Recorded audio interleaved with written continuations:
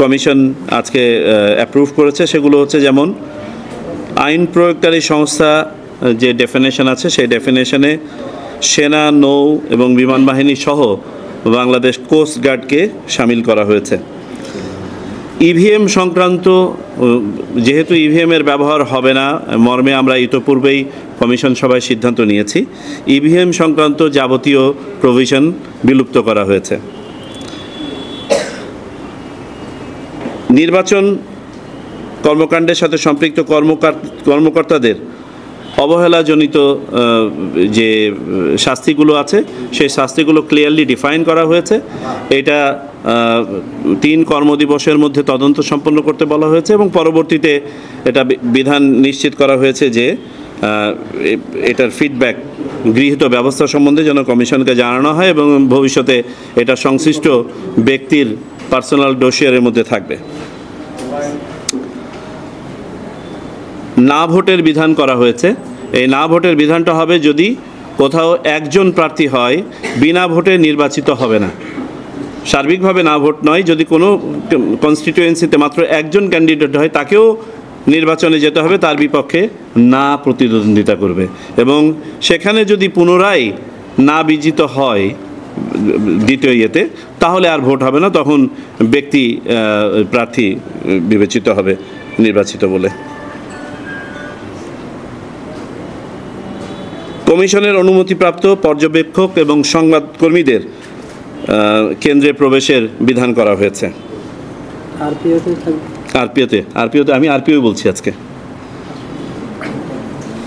ফলাফল স্থগিত এবং বাতিল নিয়ে যে বিধানগুলো ছিল, যেখানে পুরো কনস্টিটিউয়েন্সির নির্বাচন বাতিল করার বা ফলাফল বাতিল করার যে সক্ষমতা সেটাকে সীমিত করা হয়েছিল আপনারা জানেন, সেটা আবার পুনঃস্থাপন করা হয়েছে।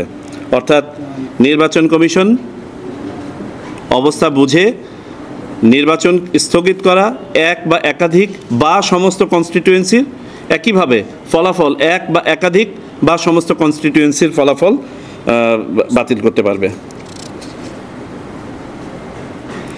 আচরণবিধি লঙ্ঘনের জন্য শাস্তি কার্যকরের যে বিধান সেটা সন্নিবেশ করা হয়েছে, অর্থাৎ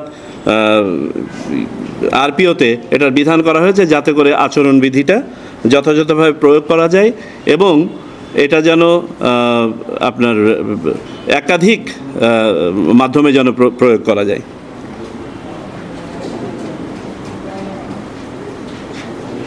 গণমাধ্যম কর্মীরা ভোট গণনার সময় উপস্থিত থাকতে পারবে, তবে শর্ত একই বলবৎ থাকবে সবার জন্য যে গণনা শুরু থেকে শেষ পর্যন্ত যারা থাকতে চাইবেন তাদেরকে পুরাটা সময়ব্যাপী থাকতে হবে, মাঝপথে বের হয়ে যাওয়া যাবে না। আগে লটারির মাধ্যমে যে বিধান ছিল যে ভোটের সংখ্যা 2 জন প্রার্থীর মধ্যে যদি সমান হয়ে যায় তাহলে লটারির মাধ্যমে প্রার্থী নির্বাচনের যে বিধান ছিল, কমিশন সেটা থেকে সরে এসে বলছে না, এটা এই ক্ষেত্রে পুনর্নির্বাচন অনুষ্ঠিত হবে। লটারির মাধ্যমে সংসদ সদস্য নির্বাচনের যে বিষয়টি, এটা কমিশন সঠিক বলে মনে করে না।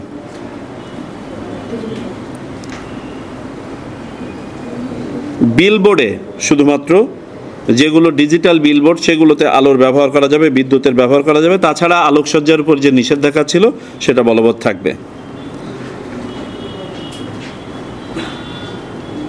ক্যান্ডিডেটদের যে ব্যয়, এই ব্যয়ের অডিটের ব্যাপারটাকে আরও সুনির্দিষ্ট করা হয়েছে এবং আরেকটু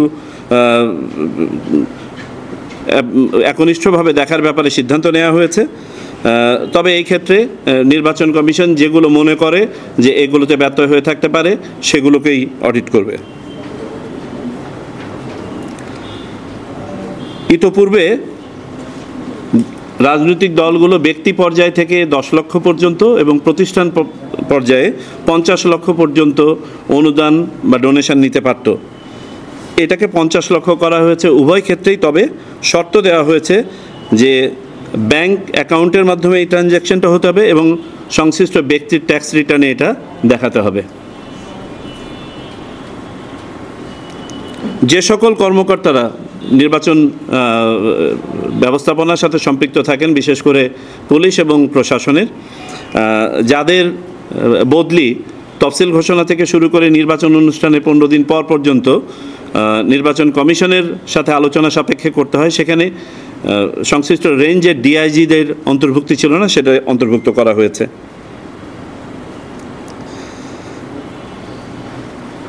কৃত্রিম বুদ্ধিমত্তা ইত্যাদি ব্যবহার করে যে কোনো ধরনের মিথ্যাচার বা অপবাদ ছড়ানো ইত্যাদি ব্যাপারে প্রার্থী, দল, সংস্থা, মিডিয়া সংস্থা সবার ব্যাপারে ব্যবস্থা নেওয়ার প্রভিশন করা হয়েছে। নতুন রাজনৈতিক দল যারা নিবন্ধনের জন্য আবেদন করেন তাদেরকে সাধারণভাবে আমাদের বিধি অনুযায়ী 30 দিন পর্যন্ত অতিরিক্ত সময় দেওয়া হয় তাদের গঠনতন্ত্রের ব্যাপারে। এটা 30 দিনই থাকবে, যদিও বা সংস্কার কমিশন এখানে 90 দিন পর্যন্ত এটাকে বৃদ্ধি করার ব্যাপারে একটা প্রস্তাব করেছিলেন। আমরা বিবেচনা করে দেখেছি, এটা করতে গেলে পারে দেখা যাবে আমরা এই কাজটা সম্পন্ন করতে পারবো না, প্রসেসটা অনেক ডিলে হয়ে যাবে। কোনো রাজনৈতিক দলের নিবন্ধন দরখাস্ত যদি নাকচ হয় তাহলে 15 দিনের মধ্যে সুনির্দিষ্ট কারণ উল্লেখ করেই নির্বাচন কমিশন তাদেরকে পত্র দিবে। অতীতে শুধুমাত্র নাকচ করে চিঠি দেওয়া হতো এবং এই চিঠিটা আদালতে তারা উপস্থাপন করতে পারতেন এবং আদালতে এই কারণগুলো যথাযথভাবে প্রদর্শিত না হওয়ার কারণে অনেকে আবার নিবন্ধন ফেরত পেতেন। তো আমরা সিদ্ধান্ত নিয়েছি যে এখানে প্রতিটি কারণ যথাযথভাবে উল্লেখ করা হবে।